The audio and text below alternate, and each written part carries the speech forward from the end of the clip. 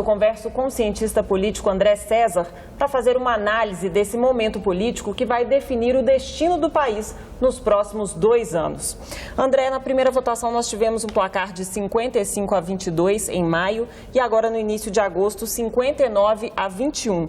Existe ainda alguma chance para a presidente afastada? Essa mudança de resultado, essa alteração significativa, pensando num colegiado pequeno como o Senado, é um forte indicativo de que está se fechando o ciclo, o jogo para a presidente afastada Dilma.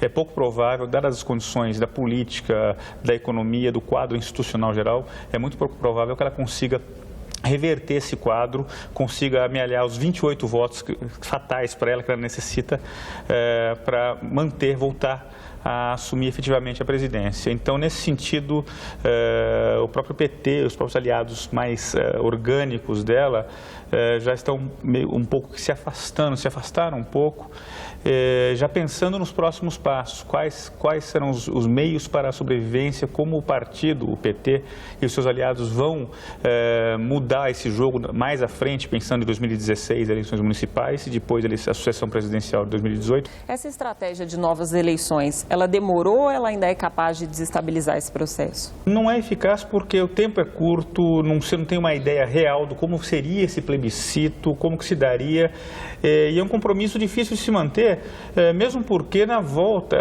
ela voltaria muito pequena, muito fraca. A presidente afastada voltaria de uma maneira muito frágil, sem apoio e sendo pressionada por todos os lados da sociedade, da economia, da política. Então, nesse sentido, não é um argumento forte para que ela seja capaz de, com isso, se manter.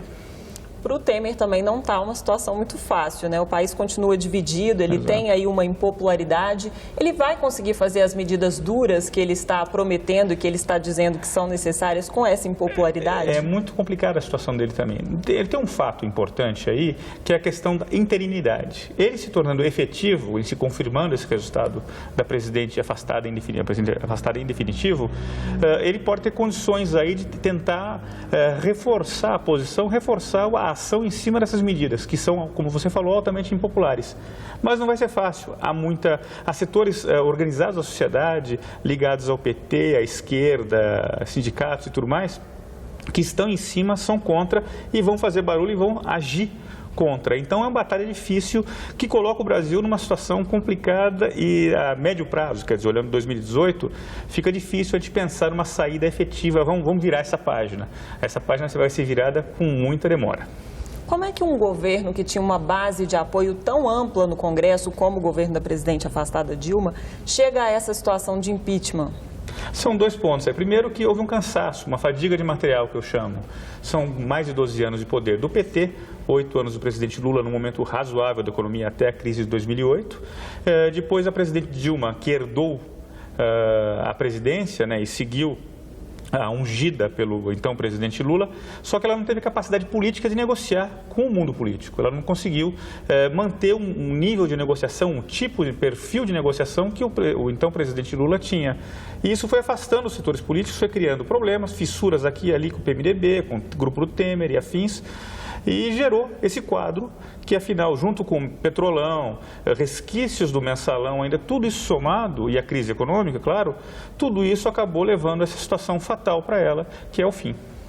E nesse processo já estão as origens aí de 2018, né? As pessoas têm que ficar atentas porque 2018 já está se desenhando nesse cenário? Sem dúvida. E essa eleição de 2018 e a partir já de 2016 e depois de 2018 serão muito importantes porque nós podemos criar um novo quadro. Estamos entrando de fato num novo ciclo político para o país. Novas forças, novos nomes podem surgir, figuras que a gente não conhece ainda, que não estão no nosso radar, podem aparecer e tudo isso muda radicalmente o quadro geral do país.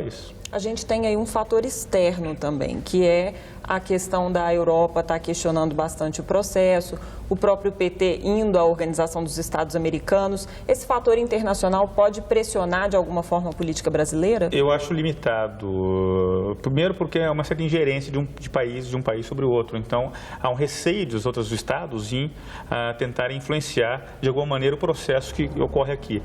Além disso, eventualmente se confirmando a manutenção do atual presidente interino virar efetivo, Temer, você vai ter uma volta a certa normalidade institucional que vai obrigar os atores internacionais, presidentes, chefes de Estado em geral, a procurarem, porque o Brasil é um player, o Brasil é um país importante, é um país que não pode ser deixado de lado, não por uma questão interna e com forte conteúdo político, partidário, você mudar isso. Então, há uma tendência de você, a médio prazo, estabilizar esse quadro, baixar essa poeira.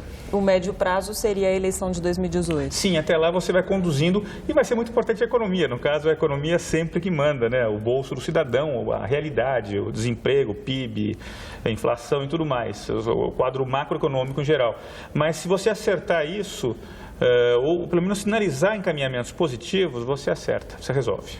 Bom, eu teria muitas perguntas para fazer sobre esse assunto. Eu agradeço a entrevista e convido os telespectadores a acompanharem a cobertura do impeachment pela TV Senado. Obrigada. Obrigado.